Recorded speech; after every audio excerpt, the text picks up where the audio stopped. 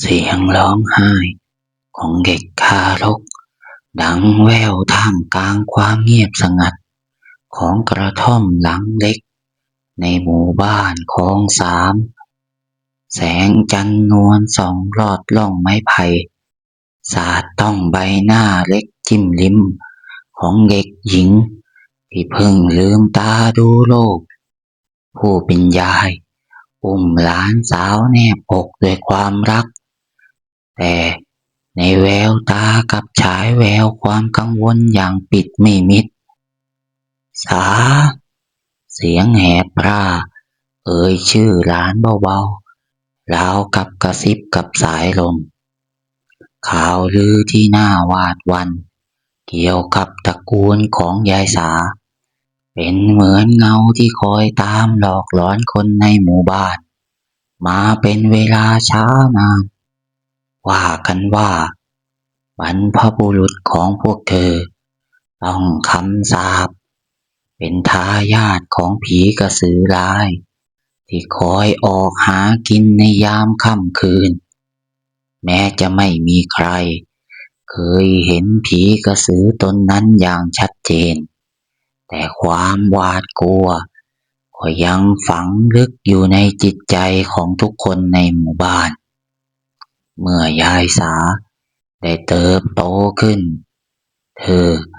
สัมผัสได้ถึงสายตาที่แตกต่างจากคนอื่นๆในหมู่บ้านพวกเด็กๆไม่กล้าเข้าใกล้บางครั้งก็ชี้หน้าและกระซิบกระซาบพ่อแม่ของพวกเขามักจะดึงลูกหลานให้ห่างจากบ้านของเธอราวกับว่าพวกเขากลัวว่าจะมีอันตรายร้ายแรงแฝงอยู่ยายสาได้เติบโตมาในความเงียบเหงามีเพียงยายที่คอยดูแลและมอบความรักให้ยายสอนให้เธอได้รู้จักการใช้ชีวิตอย่างสงบเสงี่ยมเจียมตัวและหลีกเลี่ยงจากการสุงสิงกับผู้คนมากมายนักยายมักจะเล่าเรื่องราวต่างๆในอดีตให้เธอฟังแต่ไม่เคยเอ่ยถึงข่าวลือที่น่ากลัวเหล่านั้นเลยแต่ถึงกระนั้นยายสาก็รับรู้ได้ถึงความลับที่ปกคลุมครอบครัวของเธอมันเหมือนมีม่านบางๆกั้นระหว่างเธอกับโลกภายนอกม่านที่สร้างจากความหวาดกลัวในความไม่เข้าใจเมื่อยายสาอายุย่างเข้าสู่วัยสาวความสวยสะพรั่งของเธอก็เริ่มเป็นที่ประจักษ์ดวงตากลมโตเป็นประกายผมยาวสละสลวยดำขำและผิวพรรณผุดผ่องแต่ถึงอย่างนั้นเธอก็ยังคงเก็บตัวเงียบไม่ค่อยพูดค่อยจาและหลีกเลี่ยงกับการพบปะผู้คนในคืนหนึ่งขณะที่ยายสากำลังช่วยยายเก็บสมุนไพรในป่าลึกเธอสังเกตเห็นแสงประหลาดเรืองรองอยู่ไกลๆแสงนั้นเป็นสีแดงอมชมพูเคลื่อนไหวอย่างรวดเร็วและน่าพิศวงนักยายของเธอรีบถึงแขนยายสาให้หลบหลังต้นไม้อย่างรวดเร็วดวงตาของยายเต็มไปด้วยความตื่นตระหนกอย่ามองนะอย่ามองเด็ดขาดยายสากระซิบเสียงสั่นเครืออย่ามองมันเด็ดขาดเลยเหตุการณ์ในคืนนั้นสร้างความประหลาดใจให้กับยายสาอย่างมากเธอเริ่มสังเกตเห็นสิ่งผิดปกติรอบๆตัวเธอบ่อยขึ้นบางคืนเธอรู้สึกเหมือนมีพลังงานบางอย่างไหลเวียนอยู่ในร่างกายของเธอมันช่างร้อนรุ่มผิดปกติโดยเฉพาะอย่างยิ่งในคืนที่มีพระจันทร์เต็มดวงอยู่มาวันหนึ่งยายของยายสามีอาการป่วยหนัก อาการทรุดลงอย่างรวดเร็วแม้จะพยายามรักษาด้วยสมุนไพรต่างๆแต่มันก็ไม่เป็นผลในช่วงเวลาที่ยายใกล้สิ้นลมยายได้เรียกยายสาเข้าไปนั่งใกล้ๆแล้วจับมือเธอไว้แน่นสามีบางสิ่งบางอย่างที่ยายต้องบอกเจ้าเสียงยายแผ่วเบามันเป็นความลับที่สืบทอดกันมาในตระกูลของเราเจ้าคือทายาทก่อนที่ยายจะทันได้พูดจบลมหายใจสุดท้ายก็ได้พรากชีวิตของเธอไปทิ้งไว้เพียงความงุนงงและความหวาดหวั่นในใจของยายสาหลังจากงานศพของยายได้ผ่านพ้นไปยายสาต้องเผชิญหน้ากับความโดดเดี่ยวอีกครั้งแต่ความโดดเดี่ยวครั้งนี้มันช่างแตกต่างออกไปสิ้นเชิงมันมาพร้อมกับความรู้สึกแปลกประหลาดในร่างกายและคำพูดสุดท้ายที่ยายได้สั่งไว้มันยังคงดังก้องอยู่ในหูของยายสาคืนหนึ่งขณะที่ยายสากำลังนอนหลับเธอรู้สึกเหมือนกับว่ามีบางสิ่งดึงดูดเธออย่างรุนแรงเธอฝันเห็นแสงสีแดงอมชมพูที่เธอเคยเห็นในป่าร่างกายของเธอเริ่มร้อนรุ่มขึ้นเรื่อยๆจนกระทั่งเธอรู้สึกเหมือนตัวเองกำลังจะลุกขึ้นจากเตียงโดยที่ควบคุมตัวเองไม่ได้เมื่อลืมตาขึ้นยายสาพบว่าตัวเองยืนอยู่ท่ามกลางป่าแสงจันทร์ส่องสว่างใบไม้สั่นไหวตามแรงลมแต่สิ่งที่ทำให้เธอตกใจจนแทบช็อกคือความรู้สึกที่เปลี่ยนแปลงไปในร่างกายของเธอมันเบาโหวงเหวงราวกับว่าร่างกายของเธอกำลังล่องลอยขึ้นไปในอากาศความรู้สึกประหลาดในร่างกายได้ทวีความรุนแรงขึ้นเรื่อยๆโดยเฉพาะอย่างยิ่งในคืนพระจันทร์เต็มดวงเธอรู้สึกกระวนกระวายนอนไม่หลับและมักจะฝันถึงแสงสีแดงประหลาดอยู่เสมอคืนหนึ่งในคืนที่พระจันทร์เต็มดวงกลมโตส่องแสงนวลสีแดง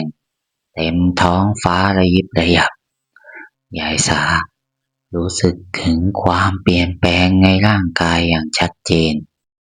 เธอรู้สึกร้อนรุ่มไปทั้งตัวทั่วทั้งกระดูกเริ่มปวดเมื่อยราวกับกำลังจะแตกออกจากกันความเจ็บปวดทรมานจนเธอต้องกัดฟันแน่น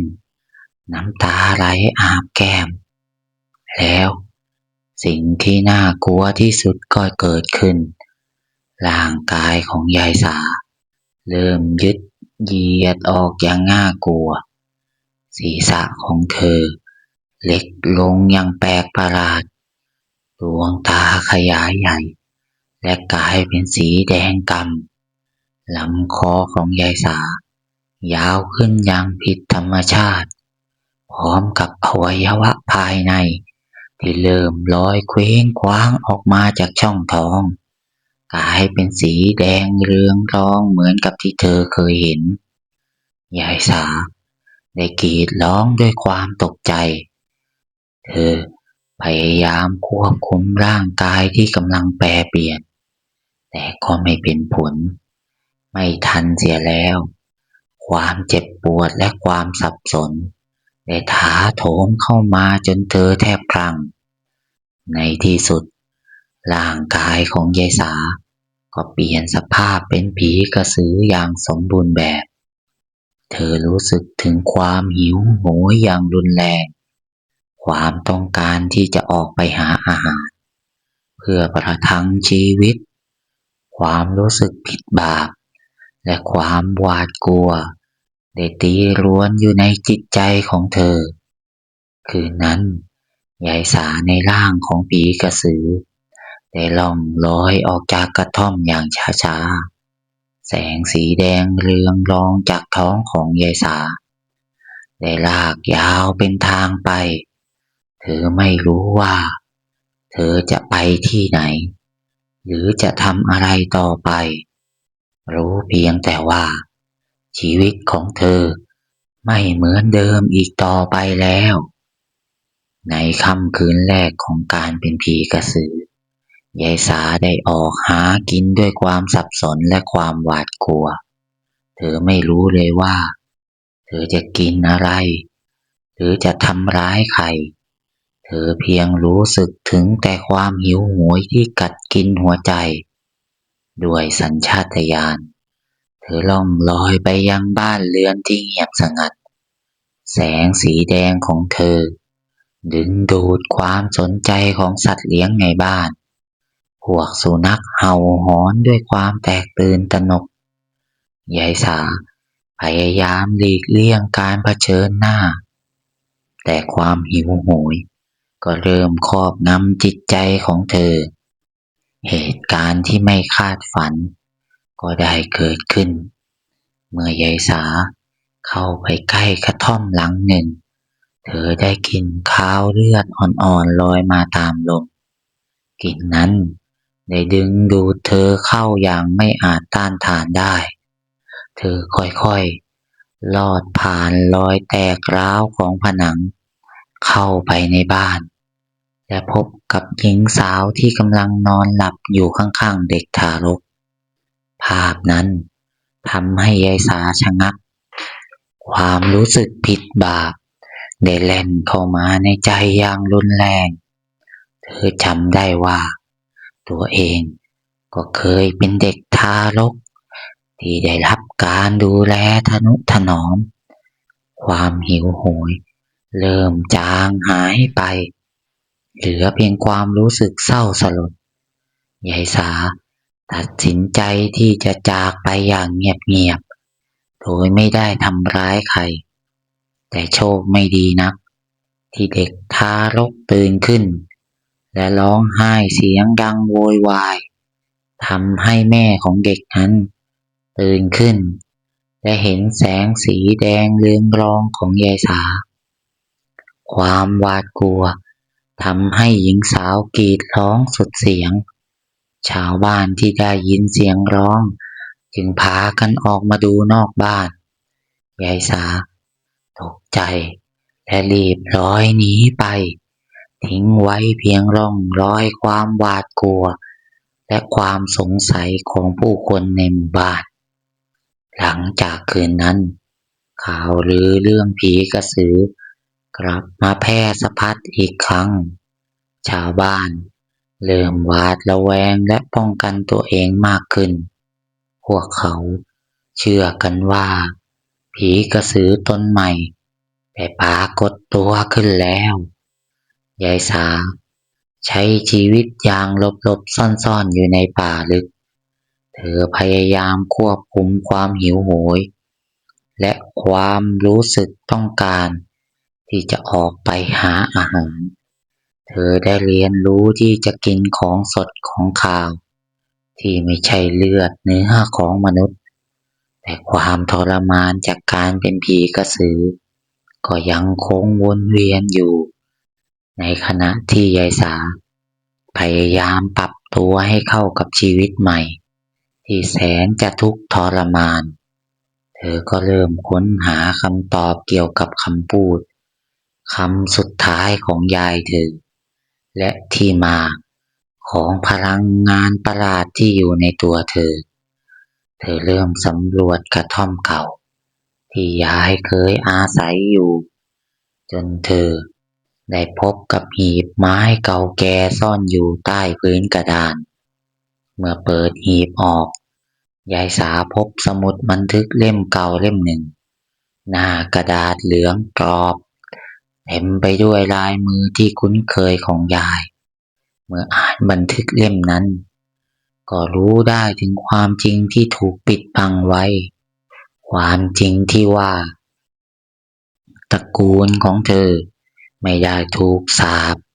แต่พวกเธอคือผู้สืบทอดพลังวิเศษบางอย่างพลังที่สามารถรักษาผู้คนและช่วยเหลือผู้อื่นได้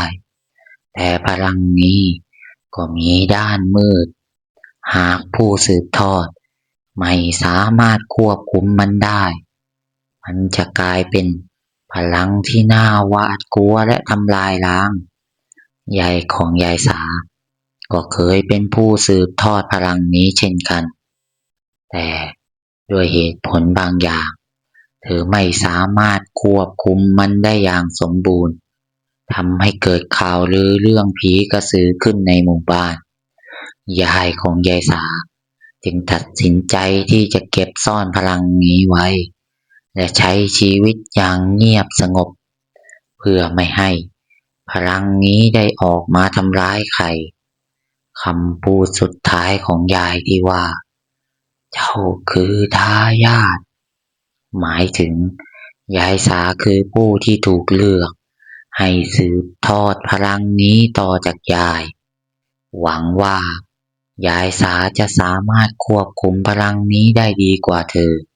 และใช้มันในทางที่ถูกต้อง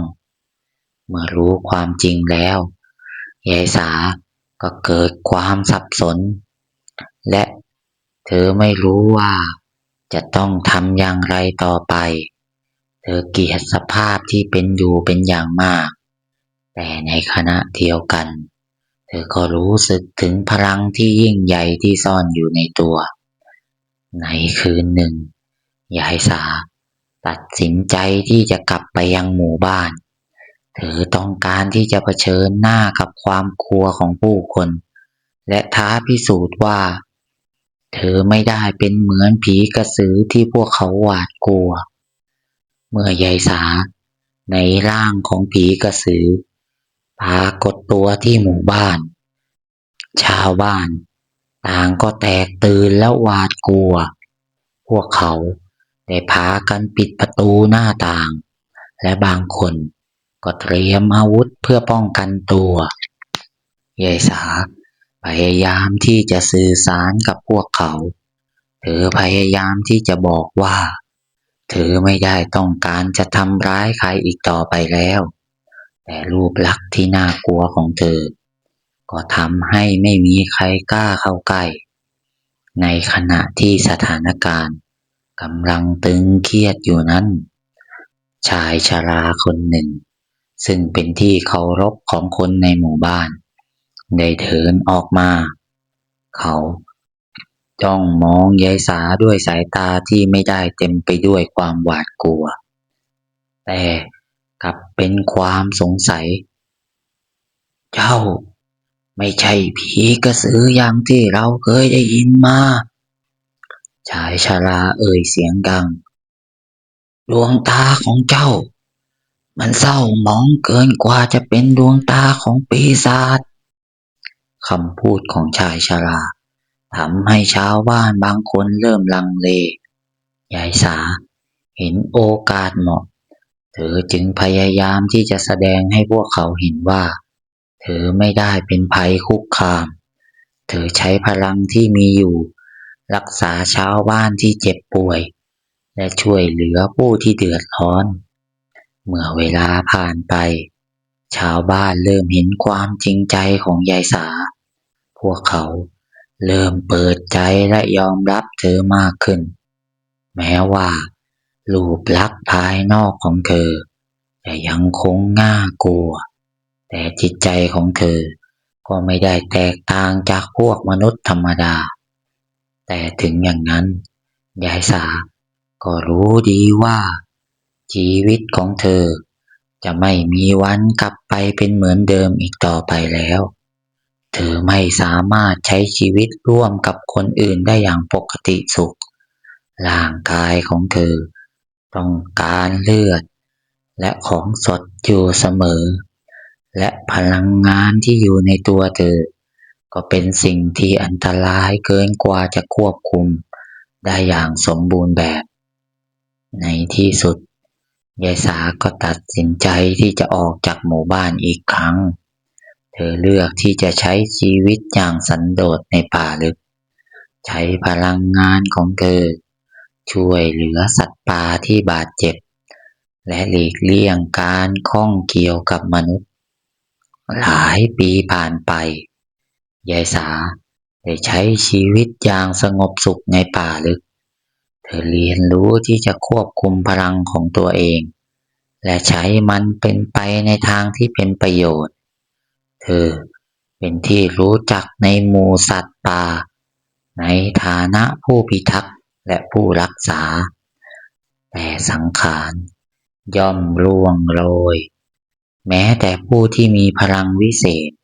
ก็ไม่อาจหลีกหนีความตายไปได้ในวัยชรายายสารู้สึกว่าพลังในตัวเธอกำลังอ่อนแรงลงเธอรู้ว่าเวลาของเธอกำลังจะหมดลงแล้วในคืนหนึ่งขณะที่พระจันทร์เต็มดวงส่องแสงนวลเธอได้ยินเสียงเด็กร้องไห้แว่วมาจากชายป่ายายสาด้วยสังขารที่ร่วงโรยพยายามเดินตามเสียงนั้นไปและพบกับ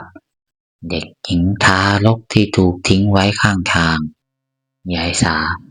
รู้สึกถึงความผูกพันอย่างประหลาดกับเด็กทารกคนนั้นเธอสัมผัสได้ถึงพลังวิเศษที่กำลังเบ่งบานในตัวเด็กน้อยมันเป็นพลังเช่นเดียวกับที่อยู่ในตัวเธอด้วยความรักและความเมตตายายสาได้ตัดสินใจที่จะเลี้ยงดูเด็กทารกคนนั้นเธอถ่ายทอดความรู้และวิธีการควบคุมพลังให้กับเด็กน้อยผู้นี้สอนให้เธอได้ใช้พลังในทางที่ถูกต้องและเตือนเธอถึงอันตรายของด้านมืดของพลังเมื่อถึงเวลาที่ยายสาจากโลกนี้ไปเด็กหญิงทารกก็เติบโตเป็นสาวน้อยที่เข้มแข็งและมีเมตตาเธอสืบทอดพลังวิเศษจากยายสาและใช้ชีวิตเพื่อช่วยเหลือผู้อื่นต่อไปเงาแห่งความหวาดกลัวในอดีตได้ค่อยๆจางหายไปเหลือไว้เพียงเรื่องเล่าขานถึงผีกระสือใจดีที่เคยอาศัยอยู่ในป่าและเด็กสาวผู้สืบทอดพลังเพื่อสร้างความดีงามเรื่องราวของยายสาได้จบลงตรงนี้แต่การสืบทอดพลังและความเมตตาจะยังคงดำเนินต่อไปอย่างต่อเนื่องไม่มีที่สิ้นสุด